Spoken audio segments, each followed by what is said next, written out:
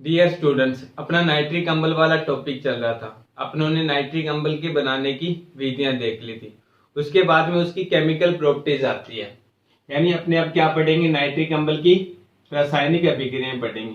Nitric अम्ल की रासायनिक अभिक्रियाएं देखेंगे कि किस प्रकार से नाइट्रिक अम्ल होता है वो अम्ल की भांति व्यवहार करता है और किस प्रकार से नाइट्रिक अम्ल ऑक्सीकरण अभिक्रिया दिखाता है। तो वो सारी अभिक्रिया अपने इस यानी इस वीडियो के अंदर डिस्कस करेंगे। तो फर्स्ट अपने को पता है कि नाइट्रिक अम्ल का फॉर्मूला HNO3 होता है और नाइट्रिक अम्ल को जब आयनीकृत करते हैं, मतलब जल अपघटन करवाते हैं, तो किस प्रकार के आयनों में टूटता है, तो ये H+ और नाइट्रेट आयन में टूटता है। अपने को ये भी पता है। इस आयन को कौन सा आयन बोलते हैं? नाइट्रेट आयन बोलते हैं। नाइट्रेट आयन बोलते हैं, नाइट्रेट आयन। तो जैसे जलीय विलयन में अपनों ने क्या किया, नाइट्रिक अम्ल को डाला तो नाइट्रिक अम्ल किन आयनों में टूट गया? एक तो नाइट्रेट आयन में, प्लस में हाइड्रोजन आयन में विभक्त हो गया। अब अपने को पता है कि इस प्रकार की जो अभिक्रिया होती है वो कौन दिखाता है? एक अम्ल दिखाता है। तो इसलिए ये कौन सा अम्ल हो जाएगा? एक परवल अम्ल हो जाएगा। परवल अम्ल बोलने का रीजन ये है कि जैसे इसे जलीय विलयन में डाल देते हैं, हैंड टू हैंड ये क्या करता है, अपने में से हाइड्रोजन आयन को निष्कासित कर देता है। हाइड्रोजन आयन को निष्कासित करने की इसकी प्रवृत्ति सबसे ज्यादा होने के कारण इस अम्ल को अपने क्या बोलते हैं? परवल अम्ल बोलते हैं। रिएक्शन कैसे करता है वाटर के मॉलिक्यूल्स के साथ में? तो जैसे नाइट्रिक अम्ल को अपनों ने जल के अंदर डाला तो अपने को पता है कि ऑक्सीजन के पास में एकाकी इलेक्ट्रॉन युग्म होते हैं। जैसे इसे जल में डाला तो ये जो त्यागा गया हाइड्रोजन है ये किसके साथ में अटैच हो जाएगा? ऑक्सीजन के साथ में अटैच हो जाएगा और क्या बना लेगा? H3O+ बना लेगा और प्लस में क्या हो जाएगा? नाइट्रेट आयन निष्कासित हो जाएगा। ये इसकी जलीय विलयन में रिएक्शन होती है। यानी जो हाइड्रोजन आयन निष्कासित हुआ था वो क्या हो जाएगा? वाटर के मॉलिक्यूल्स के साथ में अटैच हो जाएगा। ये बाद में आगे चलकर कैसे टूट जाएगा? तो ये 2 हाइड्रोजन आयन में प्लस में OH आयन में क्या हो जाएगा? निष्कासित हो जाएगा। इस प्रकार से ये टूट जाता है। तो जलीय विलयन में ये किस प्रकार की अभिक्रिया दिखाता है? तो एक अम्लीय अभिक्रिया दिखाता है। अम्लीय अभिक्रिया का मतलब कि अपना जो हाइड्रोजन आयन है वो किसको दे देता है? वाटर के मॉलिक्यूल्स को दे देता है और खुद किस में कन्वर्ट हो जाता है? नाइट्रेट आयन में कन्वर्ट हो जाता है। हाइड्रोजन निष्कासित करने की, यानी हाइड्रोजन प्लस निष्कासित करने की, हाइड्रोजन आयन निष्कासित करने की प्रवृत्ति इसकी सबसे ज्यादा होती है। इसलिए ये कौन सा अम्ल होता है? एक परवल अम्ल की तरह व्यवहार करता है। तो ये थोड़ी सी चीज इसकी ध्यान में रखना। पूछ ले आपको कि नाइट्रिक अम्ल की अम्लीय अभिक्रिया दिखाइए तो आप जल के साथ में उसकी रिएक्शन करके दिखा सकते हो। उसके बाद में आता है कि नाइट्रिक अम्ल का विखंडन किस प्रकार से होता है, या फिर अपने कह सकते हैं कि नाइट्रिक अम्ल वियोजित होता है या विखंडित होता है, कैसे वियोजित होता है और किन यौगिकों का वो निर्माण करता है।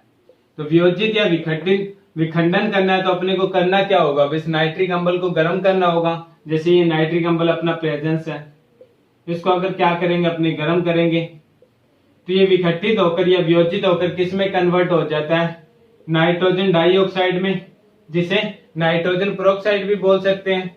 2 मॉलिक्यूल्स है तो 2 यहाँ पर लिख देंगे। प्लस में क्या होगा?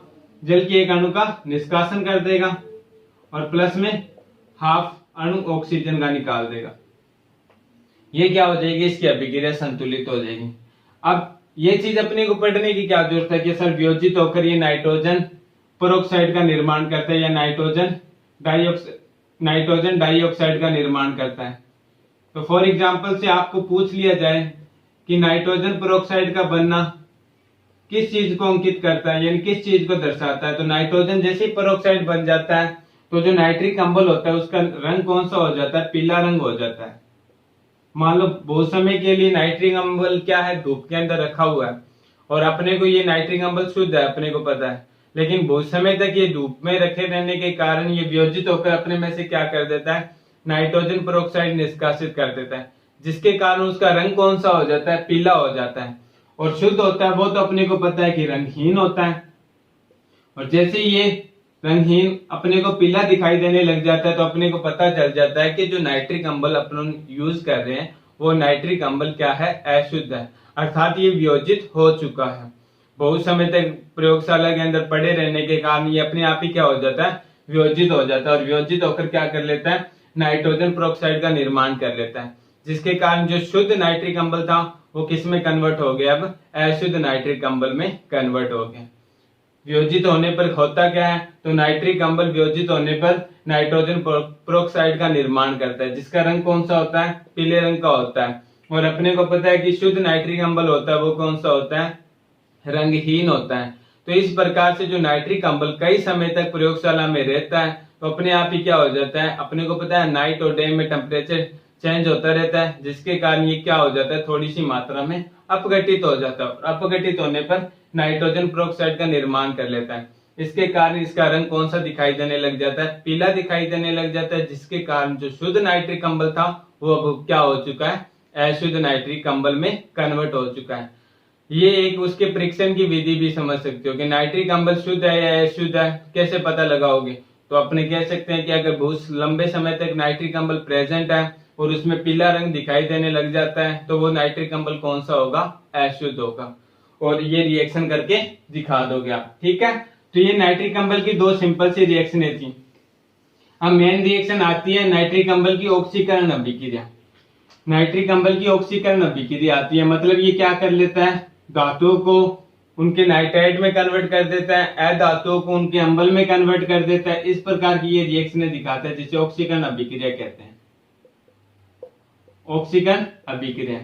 तो नाइट्रिक अम्ल की जो ऑक्सीकरण अभिक्रिया होगी वो तीन चीजों पर डिपेंड करेगी। वैसे तो दो चीजों पर डिपेंड करेगी, लेकिन उसके अंदर भी तीन चीज प्रेजेंट होंगे। पहला होगा क्रिया कारक की प्रकृति, क्रिया कारक की प्रकृति, यानी क्रिया कारक कौन से नेचर का है, मतलब क्रिया कारक धातु है तो धातु में भी कौन सा धातु है, सक्रिय श्रेणी में ऊपर वाला धातु है या सक्रिय श्रेणी में नीचे वाला धातु है। यानी सक्रिय श्रेणी में ऊपर वाला धातु है, मान लेते हैं सक्रिय श्रेणी में ऊपर वाली धातु है ये कोई। अभी ये सक्रिय श्रेणी क्या होती है अभी आपको बताऊंगा। ये सक्रिय श्रेणी में ऊपर वाली धातु है। दूसरी धातु अपनों ने मान ली, धातु ये कौन सी होगी अपनी, सेकंड होगी। ये धातु कौन सी होगी, फर्स्ट होगी। ये सेकंड धातु कौन सी, ये सक्रिय श्रेणी में नीचे वाली धातु है, सक्रिय श्रेणी में नीचे वाली धातु।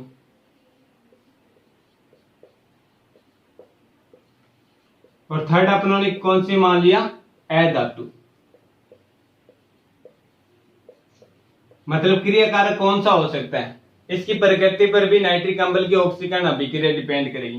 पहली कि धातु कौन सी है, धातु अगर कॉपर ले रखी है तो वो तो सक्रिय श्रेणी में नीचे आती है, फेरस ले रखी है तो वो सक्रिय श्रेणी में ऊपर आती है। इस प्रकार की धातु की नेचर कौन सी है, सक्रिय श्रेणी के आधार पर धातु को दो भागों में डिवाइड किया गया है। एक तो हाइड्रोजन से नीचे आने वाली धातु है, एक हाइड्रोजन से ऊपर आने वाली धातु है। फिर तीसरी आती है अधातु। ये क्रिया कारक की प्रकृति पर डिपेंड करेगा कि कौन सा क्रिया कारक आप यूज कर रहे हो तो कौन सी यौगिक बनेगा। जैसे धातु यूज कर रहे हैं तो धातु में धातु नाइट्राइड तो बनेगा ही, लेकिन साथ में नाइट्रोजन का कौन सा प्रोक्साइड निकलेगा ये डिपेंड करेगा धातु के नेचर पर। और तीसरी सेकंड कंडीशन आती है कि नाइट्रिक अम्ल कौन सा यूज कर रहे हैं अपने, नाइट्रिक अम्ल की प्रकृति कौन सी है, नाइट्रिक अम्ल की प्रकृति, यानी नाइट्रिक अम्ल अपनों ने कौन सा यूज किया। फर्स्ट अगर अपनों ने तनु यूज किया है या सेकंड अपनों ने सांद्रित नाइट्रिक अम्ल यूज किया, इस पर भी डिपेंड करेगी किसकी अभिक्रिया, नाइट्रिक अम्ल की ऑक्सीकरण अभिक्रिया। इन दोनों चीजों पर डिपेंड करेगी। पहले तो नाइट्रिक अम्ल की प्रकृति, सेकंड आएगा क्रिया कारक की प्रकृति। नाइट्रिक अम्ल कौन सा यूज कर रहे हैं, तनु यूज कर रहे हो या फिर सांद्रित यूज कर रहे हो। तनु का मतलब कि उसके अंदर वाटर की मात्रा क्या है, ज्यादा है, और सांद्रित का मतलब कि उसमें वाटर का लेवल यानी वाटर की मात्रा क्या है, कम है, मतलब गाढ़ा है। दूसरी कंडीशन है क्रिया कारक की प्रकृति के। क्रिया कारक आप कौन सा यूज कर रहे हो, धातु यूज कर रहे हो तो कौन सी धातु है, सक्रिय श्रेणी यानी सक्रिय श्रेणी में हाइड्रोजन से नीचे आने वाली धातु है या फिर ऊपर वाली धातु है। और सेकंड इसके साथ में हो सकती है या फिर अधातु यूज कर रहे हो। तो कौन सा आप क्रिया कारक यूज कर रहे हो, कौन सा नाइट्रिक अम्ल यूज कर रहे हो, इस पर डिपेंड करेगी किसकी, नाइट्रिक अम्ल की ऑक्सीकरण अभिक्रिया। जैसे सक्रिय श्रेणी होती क्या है, तो सक्रिय श्रेणी में उनकी क्रियाशीलता के आधार पर धातुओं को हाइड्रोजन से ऊपर और नीचे दो भागों में डिवाइड किया गया। सक्रिय श्रेणी में सबसे ऊपर आने वाली धातु कौन सी होती है? तो सबसे ऊपर आती है पोटेशियम, फिर सोडियम, फिर कैल्शियम, फिर मैग्नीशियम, फिर एल्यूमिनियम, फिर जिंक, फिर फेरस, फिर लेड और उसके बाद में आती है हाइड्रोजन। ये जो धातुएं होती है सक्रिय श्रेणी में सबसे ऊपर आती है और ये सक्रिय श्रेणी अपनों ने पढ़ी थी कौन सी क्लास में? 10th क्लास में भी पढ़ी थी, 11th क्लास में भी पढ़ी थी और अब भी पढ़ोगे आप। कौन से चैप्टर के अंदर? तो विद्युत रसायन के अंदर। उनके अंदर भी ये होगा सक्रिय श्रेणी का मान दिया होगा या फिर इलेक्ट्रोड विभव के मान दिए होंगे। हाइड्रोजन से नीचे वाली धातु के इलेक्ट्रोड विभव के मान पॉजिटिव आएंगे या नेगेटिव आएंगे, ऊपर वाली इलेक्ट्रोड विभव के मान पॉजिटिव आएंगे या नेगेटिव आएंगे। इस आधार पर इनका क्लासिफिकेशन होता है और दूसरे इनकी क्रियाशीलता के आधार पर क्लासिफिकेशन होता है। इनके ऊपर वाले जो हाइड्रोजन से ऊपर वाली जो धातुएं होती है वो ज्यादा क्रियाशील होती है, हाइड्रोजन से नीचे वाली धातुएं होती है वो हाइड्रोजन से तुलना में कम क्रियाशील होती है। जैसे हाइड्रोजन से नीचे वाली धातुएं कौन सी होगी? तो हाइड्रोजन से नीचे वाली धातुएं कॉपर हो गई, मरकरी हो गई, सिल्वर हो गई। इस प्रकार से ये जो धातुएं होती है कौन सी होती है? सक्रिय श्रेणी में हाइड्रोजन से नीचे आने वाली धातुएं होती हैं। ये सक्रिय श्रेणी में ऊपर आने वाली धातुएं और ये सक्रिय श्रेणी में नीचे आने वाली धातुएं। ये थोड़ा सा आपको ध्यान में रखना होगा कि फेरस, जिंक, लेड ये कौन सी धातु है? सक्रिय श्रेणी में ऊपर आती है तो उनके साथ में नाइट्रिक अम्ल किस प्रकार से रिएक्शन करेगा? सक्रिय श्रेणी में नीचे आने वाली धातु के साथ में नाइट्रिक अम्ल किस प्रकार से रिएक्शन करेगा? देखो दोनों कंडीशनों में वो सेम प्रोडक्ट बनाएगा धातु के साथ में। कौन सा? नाइट्राइड बनाएगा। जैसे अगर कॉपर ले रहे हैं तो कॉपर नाइट्राइड बना लेगा, सिल्वर ले रहे हैं तो सिल्वर नाइट्राइड बना लेगा और साथ में अगर अपने कौन सा यूज कर रहे हैं जैसे एल्यूमिनियम यूज करें तो एल्यूमिनियम नाइट्राइड बना लेगा, जिंक यूज करें तो जिंक नाइट्राइड बना लेगा। इस प्रकार से बनाएगा तो वो नाइट्राइड ही, लेकिन उसके साथ में नाइट्रोजन का कौन सा ऑक्साइड निकलेगा ये डिपेंड करेगा इन धातुओं की प्रकृति पर। नाइट्राइड तो बनेगा ही, लेकिन साथ में जो को प्रोडक्ट के रूप में अपने निष्कासित करेंगे तो उसके साथ में नाइट्रोजन का एक ऑक्साइड निकलेगा। वो कौन सा ऑक्साइड होगा वो डिपेंड करेगा इनके साथ पे। जैसे फॉर एग्जांपल के तौर पर आपको पहले ऐसी धातु ले लेता हूं जो क्या है? सक्रिय श्रेणी में हाइड्रोजन से नीचे आती है। पहली कंडीशन अपने ले लेते हैं अभिक्रिया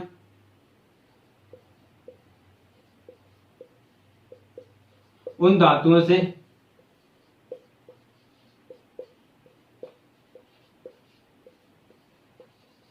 जो सक्रिय श्रेणी में हाइड्रोजन से नीचे आती है। जो सक्रिय श्रेणी में हाइड्रोजन से नीचे आती है। अब सक्रिय श्रेणी में हाइड्रोजन से नीचे आने वाली कौन कौन सी धातु हो जाएगी? तो कॉपर लिख लोगे ब्रैकेट में, मरकरी लिख लोगे ब्रैकेट में, सिल्वर लिख लोगे। ये धातुएं होती है, साथ में अपने को याद रह जाएगा। तो इनके साथ में यह अभिक्रिया किस प्रकार से करेगा?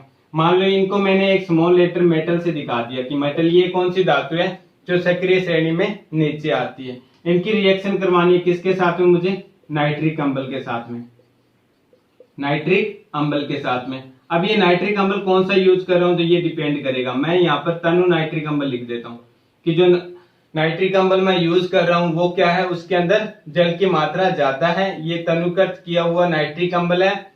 अब इसके साथ में ये मेटल अभिक्रिया करके क्या बनाएगा? तो फर्स्ट ये बनाएगा तो धातु नाइट्रेट, अपने को पता है, अपने ने धातु नाइट्रेट लिख लिया। लेकिन साथ में ये को प्रोडक्ट के रूप में क्या निष्कासित करेगा? तो को प्रोडक्ट के रूप में ये NO निष्कासित करेगा। मतलब नाइट्रिक ऑक्साइड बोल सकते हो इसे या नाइट्रोजन मोनोऑक्साइड बोल सकते हो।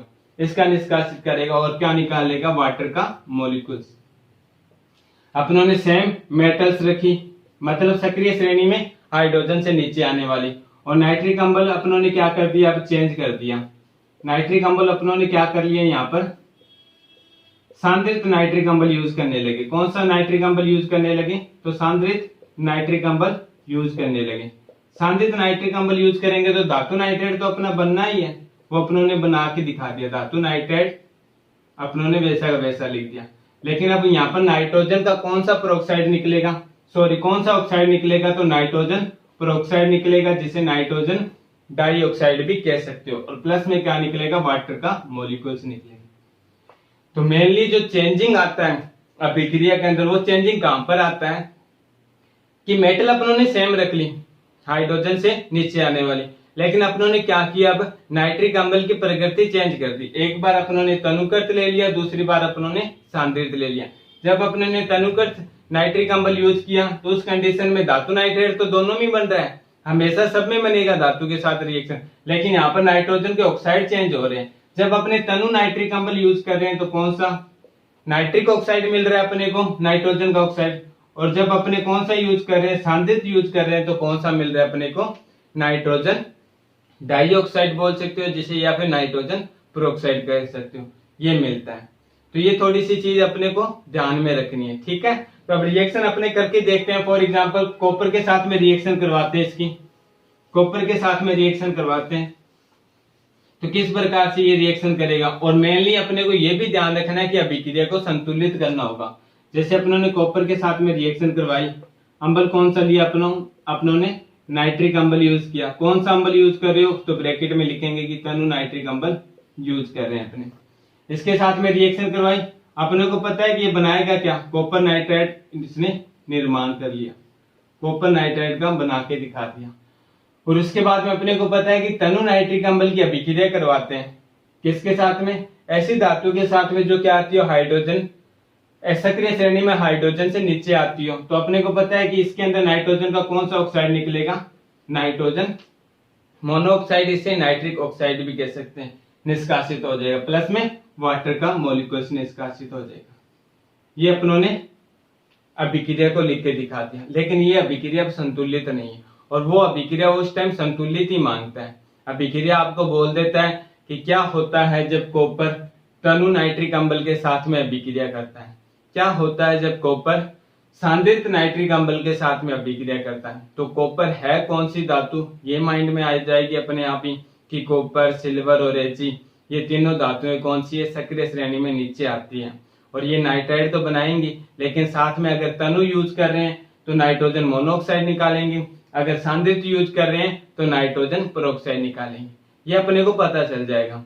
लेकिन उसके बाद में मेनली आएगा कि इन्हें अभिक्रिया को संतुलित कैसे करें, या तो फिर इनके पास सिंपल सा रूल है, अभिक्रिया को माइंड में रख लो कि इस टाइप से क्या होगी, अभिक्रिया संतुलित होगी। जैसे 8 मॉलिक्यूल्स इसके ले लिए, 3 इसके ले लिए, 3 यहाँ पे लगा दिए, 2 यहाँ पे, प्लस में वाटर के मॉलिक्यूल्स कितने निकलेंगे, तो 4 वाटर के मॉलिक्यूल्स निष्कासित हो जाएंगे।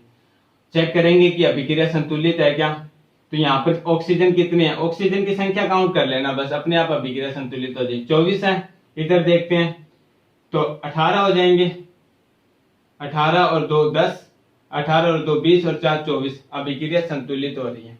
ये तो मैंने माइंड में रख लिया कि अभिक्रिया को संतुलित किस टाइप से करूंगा, 3 कॉपर के अणु लूंगा, 8 हाइड्रोजन नाइट्रिक अम्ल यूज करूंगा, और अभिक्रिया को क्या कर दूंगा, संतुलित कर दूंगा।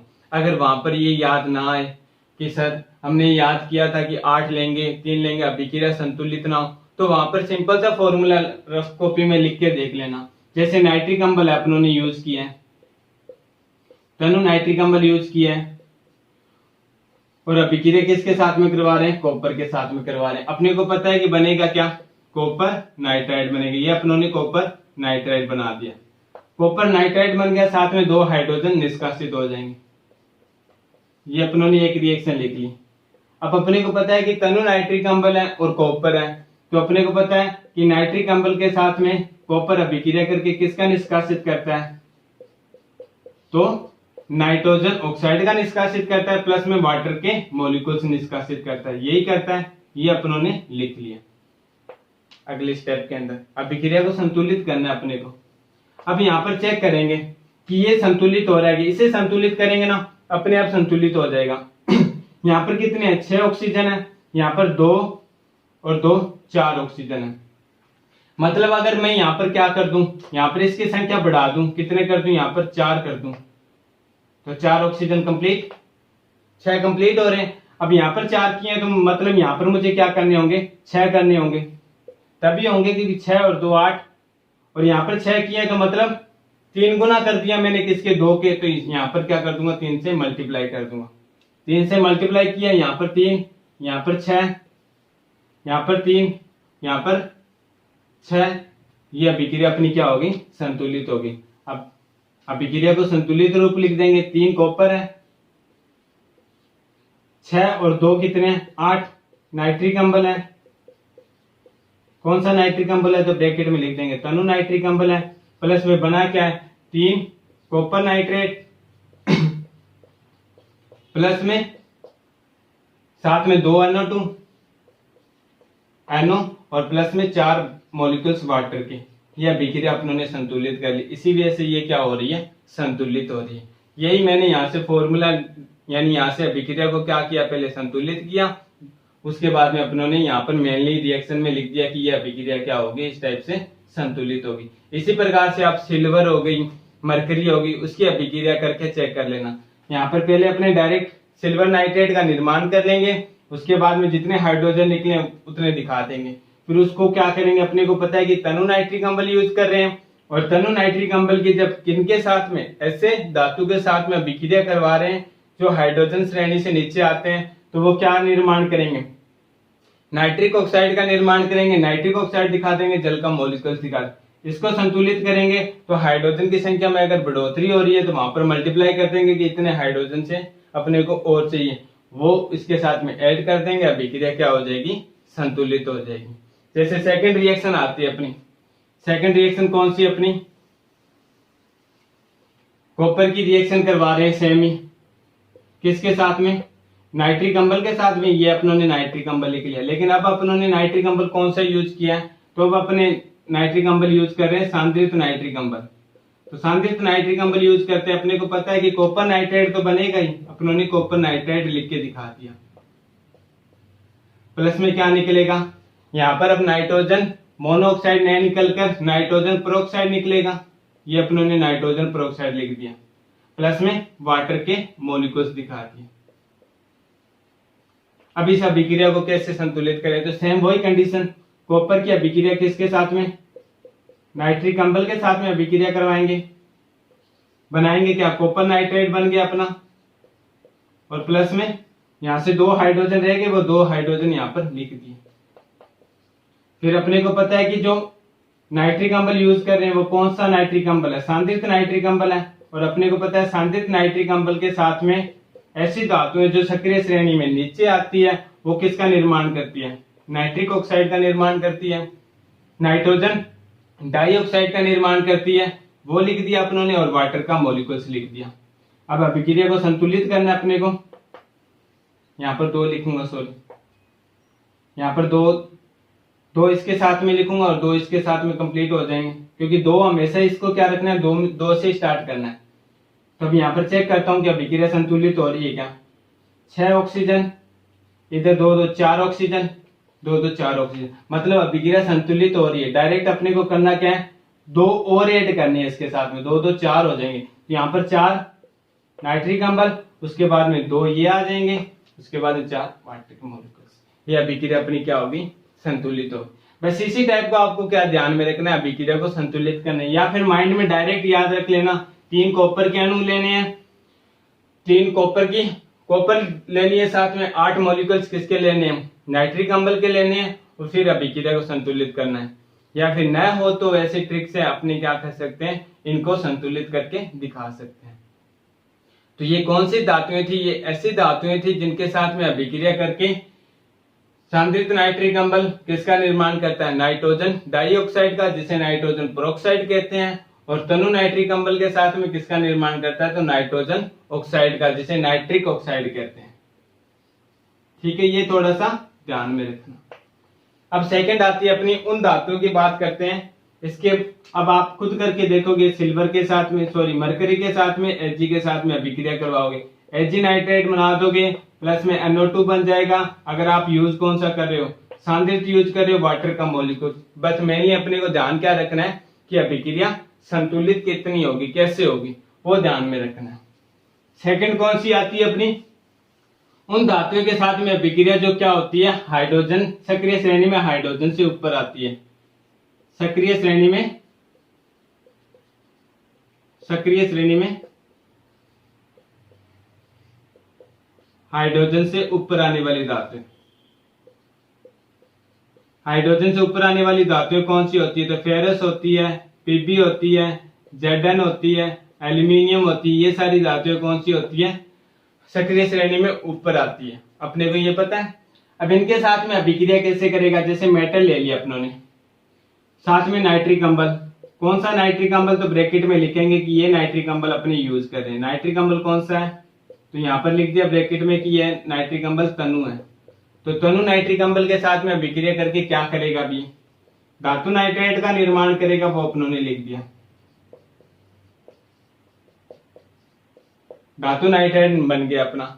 सेकंड, इसके साथ में जो नाइट्रोजन का ऑक्साइड निकलेगा वो कौन सा निकलेगा, डाई नाइट्रोजन ऑक्साइड निकलेगा। डाई नाइट्रोजन ऑक्साइड निकलेगा इसका, और प्लस में क्या निकलेगा, वाटर का मॉलिक्यूल्स निकलेगा। सेकंड कंडीशन इसकी, अगर कौन सा मेटल सेम रखी अपनों ने, कौन सी मेटल्स है, तो ऊपर लिखा हुआ है कि ये सक्रिय श्रेणी में हाइड्रोजन से ऊपर आती है। फेरस भी हो सकती है, लेड भी हो सकती है, जिंक भी, एल्यूमिनियम भी, सोडियम भी, मैग्नीशियम भी, ये क्या हो सकती है, धातुएं हो सकती है। नाइट्रिक अम्ल अब अपनों ने चेंज कर दिया। नाइट्रिक अम्ल कौन सा यूज कर रहे हैं अब अपने, अब यहाँ पर नाइट्रिक अम्ल अपनों ने सांद्रित नाइट्रिक अम्ल यूज किया। तो सांद्रित नाइट्रिक अम्ल में जो पहले अपनों ने बनाया था सक्रिय श्रेणी में नीचे आने वाली, सेम वैसा वैसा प्रोडक्ट बनेगा, धातु नाइट्रेट बन जाएगा। धातु नाइट्रेट बना के दिखा देंगे। प्लस में NO2 निष्कासित हो जाएगा, प्लस में वाटर का मॉलिक्यूल्स निकल जाएगा। ये क्या हो जाएंगे, उन धातुओं के साथ में अभिक्रिया हो जाएगी जो क्या हो रही है, सक्रिय श्रेणी में हाइड्रोजन से ऊपर आ रही है। सक्रिय श्रेणी में क्या हो रही है, हाइड्रोजन से ऊपर आ रही है। और यहाँ पर चेक क्या करना है अपने को, नाइट्रिक अम्ल कौन कौन से यूज कर रहे हैं अपने। अगर नाइट्रिक अम्ल अपनों ने तनु यूज किया है तो नाइट्रोजन का कौन सा ऑक्साइड निकलेगा, nitrogen dioxide, dinitrogen oxide निकलेगा। और अपनों ने कौन सी नाइट्रिक अम्ल यूज किया, सांद्रित यूज किया है, तो कौन सा ऑक्साइड निकलेगा, नाइट्रोजन डाई ऑक्साइड, जिसे नाइट्रोजन प्रोक्साइड कहते हैं, वो निष्कासित होगा। अभिक्रिया कैसे होगी, तो अभिक्रिया सेम वैसे की वैसी करनी है अपने को। जैसे यहाँ पर जिंक का एग्जांपल लेके चलता हूं मैं, जिंक की अभिक्रिया करवाता हूं किसके साथ में, नाइट्रिक अम्ल के साथ में। ये नाइट्रिक अम्ल कौन सा यूज किया मैंने, तनु नाइट्रिक अम्ल यूज किया। बनेगा क्या, ZnNO3, ये क्या बन गया मेरा, धातु नाइट्रेट बन गया, प्लस में N2O, ये नाइट्रोजन का मैंने कौन सा ऑक्साइड निष्कासित कर दिया, डाई नाइट्रोजन ऑक्साइड निष्कासित कर दिया, क्योंकि तनु की कंडीशन में ये था। प्लस में वाटर का मॉलिक्यूल्स निष्कासित कर दिया। अब अभिक्रिया को संतुलित करना है तो सेम वही प्रोसेस अपनाएंगे। Zn की अभिक्रिया करवाएंगे किसके साथ में, HNO3 के साथ में। क्या बन जाएगा, ZnNO3 बन जाएगा, प्लस में 2 हाइड्रोजन निष्कासित हो जाएंगे। अब ये 2 हाइड्रोजन किसके साथ में, अपनों ने एक सेकंड और लिख लिया नाइट्रिक अम्ल, उसकी 2 हाइड्रोजन के साथ में अभिक्रिया करवाई और यहाँ पर क्या बना लिया, N2O बना लिया, प्लस में वाटर के मॉलिक्यूल्स निष्कासित कर दिया। अब चेक करेंगे कि अभिक्रिया कैसे संतुलित होगी। यहाँ पर 6 हाइड्रोजन है, 6 ऑक्सीजन है, 2 दूनी 6, मेनली ऑक्सीजन को पूरा करना है। यहाँ पर 1 और यहाँ पर 2, टोटल 3 है। तो इसको मुझे कितने करने हैं, अगर मैं यहाँ पर कितने और ऐड करवा दूं इसके साथ में, 3 और ऐड करवा दूं तो ये कंप्लीट हो जाएगा। मतलब यहाँ पर कितने लिख लूं मैं, 5 लिख लूं, 5 और 1 6 कंप्लीट हो रहे हैं, तो यहाँ पर 5 लिखूंगा तो यहाँ पर मुझे मल्टीप्लाई करने होंगे कितने साथ, 4 और ऐड करने पड़ेंगे तभी होंगे, क्योंकि 4 और 2 कितने हो गए, ये सॉरी यहाँ पर 4 से मल्टीप्लाई करूंगा तो 8 आ जाएगा। तो यहाँ पर ये 8 और 2 हाइड्रोजन 10 हो रहे हैं, तो 10 हाइड्रोजन भी कंप्लीट है। और ऑक्सीजन कितने हैं, तो ऑक्सीजन 5 ऑक्सीजन ये रहे और 1 ऑक्सीजन ये रहे, 6 ऑक्सीजन भी कंप्लीट है। मतलब यहाँ से मुझे कितने से मल्टीप्लाई करना होगा, इसे 4 से मल्टीप्लाई करना होगा, तभी क्या होगा कि यहाँ पर 8 आ जाएगा, यहाँ पर 8 आ जाएगा, यहाँ पर 4 आ जाएगा और यहाँ पर 4, यहाँ पर 8 और 2 ये 10 हो जाएंगे। तो अब ये अभिक्रिया कैसे संपन्न होगी, 4 ये रहे और 8 यहाँ पर थे ना, तो 2 ये इसके साथ ऐड हो गए, कितने हो गए, टोटल 10 हो गए। तो यहाँ पर 10 ये हो जाएंगे, उसके साथ में यहाँ पर 4 इसके साथ में पड़े रहेंगे, 5 ये हो जाएंगे। ये अभिक्रिया अपनी क्या होगी, संतुलित होगी। इस टाइप से आप क्या कर सकते हो, अभिक्रिया को संतुलित करके लिख सकते हो। डायरेक्ट अगर आपको संख्या याद में नहीं रहेंगी, कितनी याद रखोगे, ऐसे ट्रिक बना लो कि ऐसे अभिक्रिया को अपने क्या करना है, संतुलित करना है। तो ये अभिक्रिया अपनी क्या होगी, संतुलित होगी। चेक करके देख लो 30 क्या होने चाहिए अपने पास में, ऑक्सीजन होने चाहिए बस। तो यहाँ पर 6 तो ये रहे, 6 के साथ में 4 से मल्टीप्लाई करते हैं तो 24 ये आ गए अपने पास, और एक ये रहा 25 और 5 ये रहे 30 ऑक्सीजन कंप्लीट है। तो मतलब अपनी अभिक्रिया क्या है, ये संतुलित है। ये कौन सा अपनों ने नाइट्रिक अम्ल यूज किया है, तो तनु नाइट्रिक अम्ल यूज किया। और तनु नाइट्रिक अम्ल में कौन सा नाइट्रोजन का ऑक्साइड निकला है, तो नाइट्रोजन डाई नाइट्रोजन ऑक्साइड निकला है।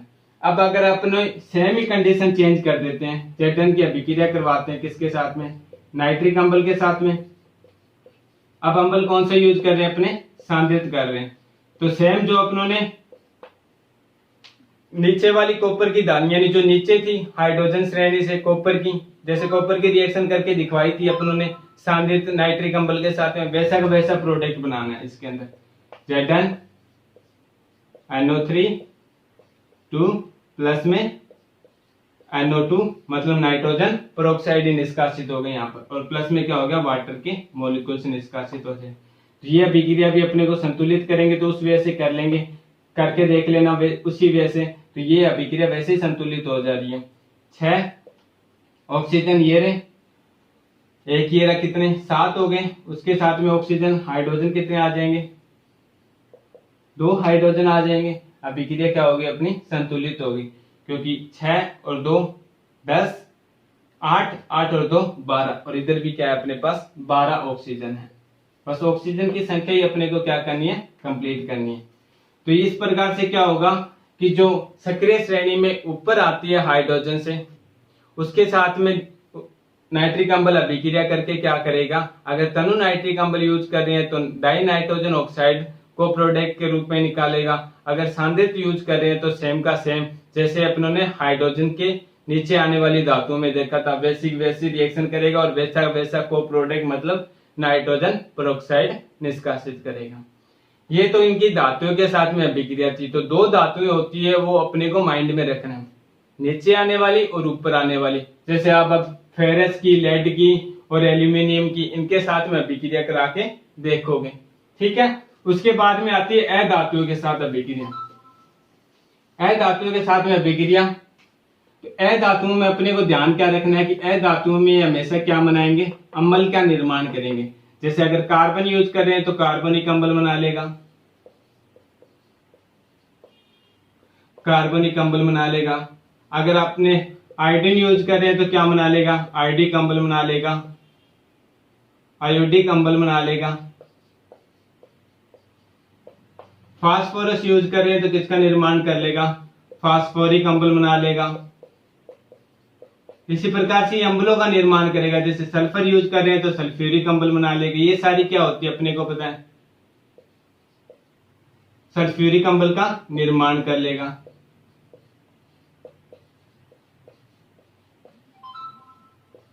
सल्फ्यूरिक अम्ल का क्या कर लेगा, ये निर्माण कर लेगा।